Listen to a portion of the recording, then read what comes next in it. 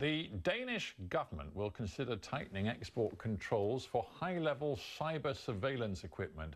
That following a BBC Arabic investigation. Working with a Danish newspaper, Dagbladet, the BBC has uncovered evidence that the British defence company BAE Systems sold sophisticated surveillance technology to a number of repressive governments across the Middle East.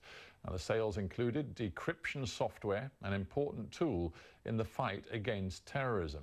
But as Nawal Al-Maghafi reports, it may also have been used by governments to silence human rights campaigners. Dubai, one of the richest places in the world, a landscape built on technological innovation. But human rights groups say these new advancements hide a darker side. I've come to meet the country's best-known human rights activist. وطبعا هذا يعني الإحساس بالمراقبة عموما إحساس شنيع وسيء. The feeling of being watched is horrible. You cannot move, so you lose your freedom. It's a violation of one's privacy. It's like having a stranger in your bedroom. Ahmed used social media to highlight abuses by the UAE government. Months after our meeting, Ahmed disappeared. Weeks later, his family discovered he was being held in solitary confinement without charge in Al Sadr prison in Abu Dhabi. The government says his crime was using social media to spread false and misleading information. But we've discovered that the UAE has the power to monitor his private communications too. In fact, it has the power to monitor all of its people, all of the time.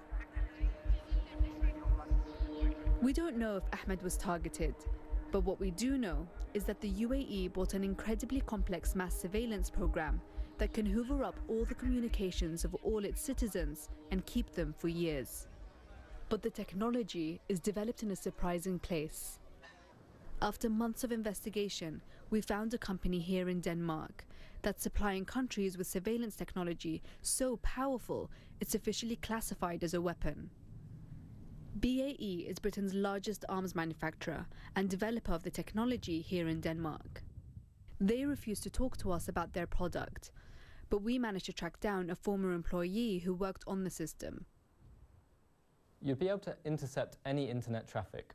If you wanted to do a whole country, go ahead. You could pinpoint people's location based on cellular data. You could follow people around. They were quite far ahead with voice recognition. They were capable of decrypting stuff as well. Our research found that BAE hadn't just sold its technology to UAE, but also a number of countries, many of them accused of serious human rights violations, including Saudi Arabia, Algeria, and Morocco. Critics argue that Britain and BAE should not be selling military equipment to repressive governments. If one looks at British arms export law, which covers all sorts of military equipment and training and services, no export license is supposed to be granted if there is a strong chance that the sale of that equipment will increase the likelihood of the breaking of international humanitarian law.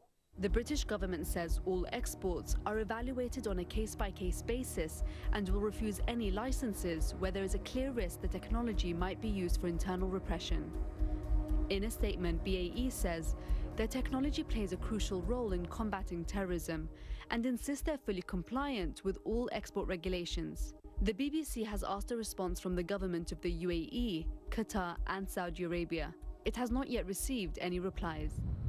It's impossible to know if any of the governments who purchased the systems are actually using them. But surveillance tools have become essential in the fight against crime and terrorism. BAE has now put this power in the hands of foreign governments, and the consequences for democracy and civil liberties could be devastating. Nawal Al-Maghafi, BBC News.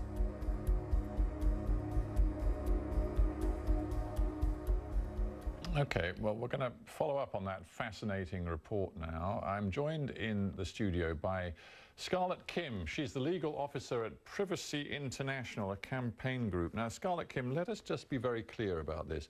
Is it your contention, because I know this is a field that you've worked in a great deal as well, is it your contention that BAE Systems has broken the law by selling this sophisticated surveillance equipment to countries like those mentioned in that report? It is not our contention that BAE has broken the law.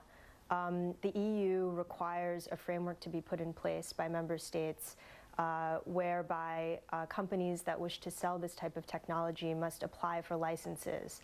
And then there's a system that's meant to be in place in each of the countries to evaluate whether or not to approve those licenses. And as part of that evaluation, they're meant to take human rights considerations into account.